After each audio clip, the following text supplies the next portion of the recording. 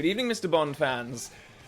We got a new Bond film. First of all, I should really apologise if I look hungover and my voice is a bit scratchy because, because I am and it is. Last night I had the absolute pleasure, experience of a lifetime to see No Time to Die at its royal premiere at the Royal Albert Hall. The screening was timed with multiple screenings around the world for press and journalists and that kind of thing, and I obviously have to just really, I mean, thank is not a strong enough word for how I feel for Mr. David Zaritsky for kind of inviting me along, and it was a really terrific experience walking the red carpet, experiencing the film for a first time in that way. I've never been to a Bond premiere before, so it was all very new and exciting for me. I had to look, I got a real bow tie. I actually tied a real bow tie. I'll talk more about the premiere experience in another video, because right now I just want to get some initial feelings out about No Time to Die, and part of the reason why I'm hungover and quite hoarse is because a lot of us fans went out for drinks afterwards, and there was much chewing of a lot of fat at said event. If you're looking at like industry reviews of No Time to Die, you'll see that, well, as of me recording this video, it's getting really, really good reviews. Its Rotten Tomato scores very good. I'm seeing 5-star reviews, 4-star reviews, all of that kind of stuff. And I will say off the bat, I think this is going to be a critically lauded, loved Bond film. I think Bond fans are going to be polarized on it. Speaking personally, I have a really hard time, and this is why I was grateful for the experience last night, being able to go and like talk with other people and fans about how they felt about it, because it's such a... There are things in it that are the absolute pinnacle of Craig's Bond. Entire sequences that are just like music to my ears, loved it. But then there is stuff in it that is the absolute lowest of Craig's Bond, and stuff that I'm not quite sure I maybe fully understood or just haven't been able to process quite yet. This is a spoiler-free review, so I'm not going to go into any specific details. I'm going to be posting a spoiler review somewhere later down the line. And I want, you know, to bear in mind that if you are going to comment below, please do not post spoilers of the film if you've heard anything or seen it yourself. And if you haven't seen the film and you have a screening lined up in the coming weeks, don't look for spoilers. Seriously, just mute terms on Twitter and Facebook and whatever, because you want to go into this one unspoiled. The first thing that kind of struck me about it that I really loved was the tone, the overall feel of the thing.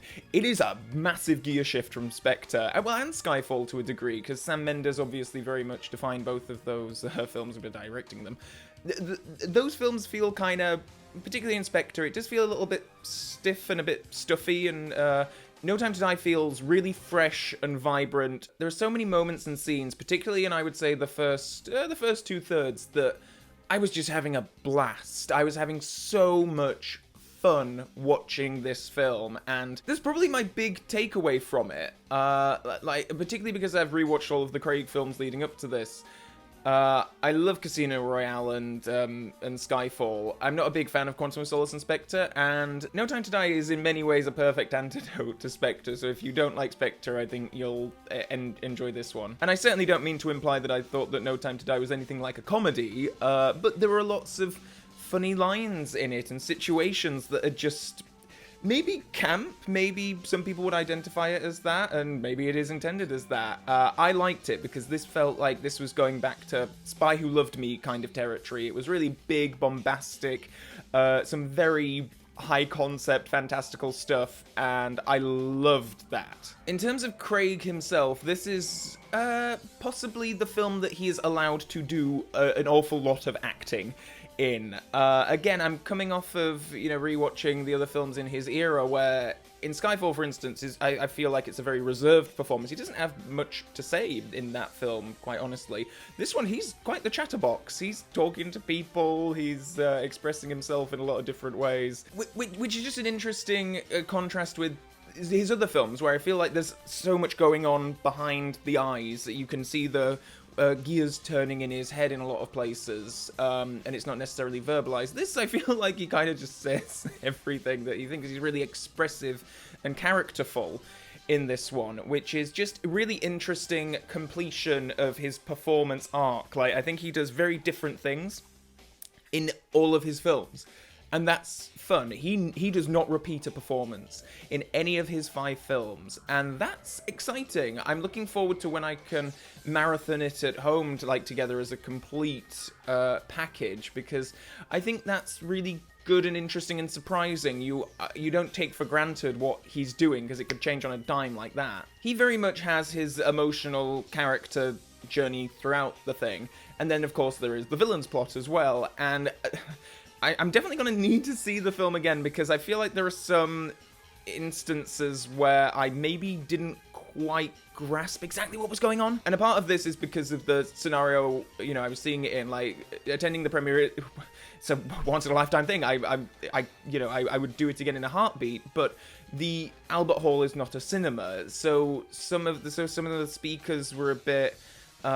if there was a scene where there was a lot of special effects and music and whatnot, occasionally lines would be a little bit mumbled, and so I feel like I might have missed things in an initial viewing. There are definitely a couple of things that I did come out and sort of asked other people, like, so wait a minute, when that happened, why did that? It's not from what I gathered based on our conversations last night, it is not an airtight villain's plot. If you are the kind of person who's going to go in and kind of like nitpick, there's a lot of nits to pick, I think. But in a similar way to Silver's plan in Skyfall, I think.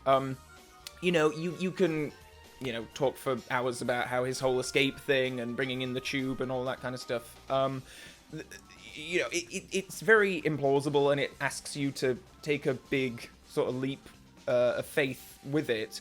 I'm okay to do that. Like, I can't say that it bothered me too much at all. Again, because I was so carried away by the tone of the thing, and it really does have this fun, vibrant tone throughout most of it. And that's matched with the visual design as well. I think it's a gorgeous looking film. It's just this splash of colour and, vibrancy. I think that would be one of my main words to describe the thing. I know I've said it a few times now, vibrant. It's a real just... I was never bored. My feet never got... To say that this is the longest Bond film, it's like, what is it, 2 hours, 45 minutes, something like that? Didn't feel it. You could have told me it was 2 hours and I would have believed you. I did not feel that extra running time at all. I thought it zipped along a brilliant pace. There's stuff going on in every scene. It's really... I was engaged throughout. The action sequences in it are some of the very best of Craig's tenure. There is one particular fight sequence which was just brilliant and brutal, and just to go back to talking about Craig's portrayal again, this is Bond at his most brutal, possibly in the entire series. I would say certainly since the early days of Connery. He has some fight sequences and moments where it's really like, oh my god, he's a brutal, hard bastard, and I loved those moments. Again, it just that the escalation of his portrayal over the course of his films, and you really get him as a cold assassin character in this. In terms of the supporting cast, Léa Seydoux is so much better than in Spectre, because I know that was something that fans were kind of unsure on, like, because the story is so much revolved around her, and her performance is really quite key to the whole thing, and for the most part I did think she was fantastic. I mean, she's allowed to do things in this one. The script isn't confining her to kind of mourning about her father and being mysterious, though there is a good deal of that. I did enjoy for a good about half of the film, I didn't know who to trust and who not to trust, and that was a really exciting element of the story, I thought. Like, obviously we know Bond, but there are a lot of characters in this film, I think we have some great villain henchman characters, actually, who I didn't think were going to be a big part of the film, and then they have ended up being a big part of the film, and I really enjoyed that. But there are a lot of characters, and as I say, for the most part, I didn't know who was gonna be an ally, who was gonna be a villain by the end of it, and all of these things. Also returning from Spectre, Blofeld, obviously, Christoph Waltz, who, again, I think gives a better performance here. I think the character is better written. He's actually really menacing in this, and I think that Spectre used superbly. There is a couple of scenes in particular that I can't wait to talk about in my spoiler review, because I was just in heaven when I at the start of this, when I said that there's some scenes that are just peak Bond for me. There is a scene that I just cannot wait to talk about because it's incredible. And then in terms of new characters, I was really excited to see how Bond played with Nomi, Lashana Lynch's character. And it played out fairly as I was anticipating. I thought they had a great chemistry. She wasn't in it as much as I thought she'd be, actually. But I feel like, I feel like she was, she played out really nicely in it. I'll leave it at that. I also thought that the MI6 regulars were used perfectly. Spectre gets a lot of criticism about the overabundance of like cutbacks to MQ, Moneypenny, Tanner, up to stuff in London. Here, they're in it a lot. They are in it an awful lot, and I think they used an awful lot better. It feels like they are very much supporting Bond's, story and the plot. They're not really off on their own little side things here and there. So the whole thing has a great forward momentum, which and everyone kind of feeds into that, and Bond's at the figurehead. Rami Malek as Safin. As I say, I think I need to see it a couple more times before I can really get a good gauge on his character, the plot as well, because obviously it's, he's the main villain. It's all of his villainous scheming, and I feel like I maybe need a better understanding of it, or maybe I just need more time to think of it, because it's gonna be interesting placing him. I'm always kind of like this. A new Bond film always needs some time to kind of sink in to the filmography, and I feel like this one's gonna take some time, really. It does a lot of very bold things. There are a couple of actors in it who, again, I didn't think were going to be a big part of the film, but David Densick's scientist character, the guy Primo, Billy Magnuson's character, all three of those I loved. I thought they were all used terrifically, and again, I know they've been peppered in throughout the promotional materials, but I wasn't anticipating them to have the roles that they had, and I thought they were brilliant. While I still think it's really too early to kind of rank this in the entire filmography, personally, I think it sits about in the... it certainly sits in the middle of Craig's tenure, with Skyfall and Casino Royale being a couple of my favourite films in the entire series, and then Quantum of Solace, Spectre, I'm really not a fan of, a couple of my least favourite films in the series. This one very much sits in the middle of those five. I don't know if it's... Like I say, there are some just such bold things in this, and story-wise, it's such a shift for what Craig's tenure has been, and I do wonder if people are going to find that quite jarring, particularly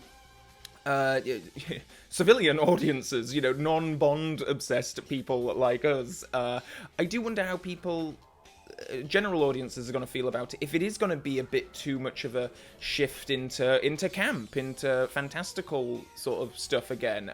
That's exactly where I want to be. I want to be in the space that this film is occupying, so I got an awful lot out of this. I do wonder if other audiences will. We're going to have a lot to talk about with this film. It's been a long time since we've had a Bond film, and in a lot of ways, I think we're going to be talking about this one for a long time. I don't think it's going to have a lot of different opinions. That's the thing. It is, as I said earlier on, I think it's going to be a polarizing one in the fandom. I'm looking forward to the conversations anyway. I think we're going to have some really robust debates about some of the elements in this. And this was a tough... I mean, even I found it tough to kind of formulate opinions about some of it. It is always the first time seeing a Bond film, it does just kind of wash over me. So I will have a spoiler-full review on this channel at some point in the near future. As I say, please be aware of spoilers. Please do not go searching them out. I think you should avoid them to get the full enjoyment of this film, and please bear that in mind when leaving comments below. If you're going to leave comments, this might be the first video where I'm like, no, don't go to the comments section. It's been such a journey to this point that it's just exciting that the film is here at all. I feel like we've been living in the shadow of this prospective Bond film for so long, and now that we have it, and we'll be looking to the future very soon, I suppose. It was an interesting moment at the premiere when, and this was not, there was nothing in the film officially noting this, but Michael G. Wilson came out on stage and he was introducing the cast and Cary Fukunaga, and just before he did a little speech, and then Barbara kind of interrupted at the end just before he could bring them on, and made a point of saying what a brilliant producing partner he's been, a great brother and all that kind of stuff, and everyone, a big round of applause. I got the sense from that maybe he's going to be stepping back after this one. Maybe this is going to be Michael G. Wilson's final produced Bond film, which is certainly the end of an era. It feels fitting in a way, because obviously this film is the end of an era. It's the end of Craig's tenure, and it's exciting to have a Bond film like that. It feels like a wrap-up. It feels like it's the final chapter of a story, and it's, yeah, that's such a new place for a Bond film to be. I can't imagine where they're going to go after this, but, we'll save that conversation for another time, because, as I say, there's going to be a lot for us to talk about in this. Awful lot, and I can't wait for everyone to see it so we can all have these discussions. Okay, well, these were my initial thoughts. I'm hoping that after a couple more screenings I'm going to have a more formulated opinion. As I say, I will likely have a spoiler-full review at some point in the future. So if you haven't subscribed to this channel, please do subscribe to be up to date on future video uploads, and drop a like on this video if you've liked it. And with all that being said, and until next time, Bond fans, so long for now, and please enjoy No Time to Die when you see it in cinemas. Cherish the moment, enjoy it, let it wash over you, just be with it in the moment, go with it, and I really hope that you have a terrific time. So, see you, Bond fans.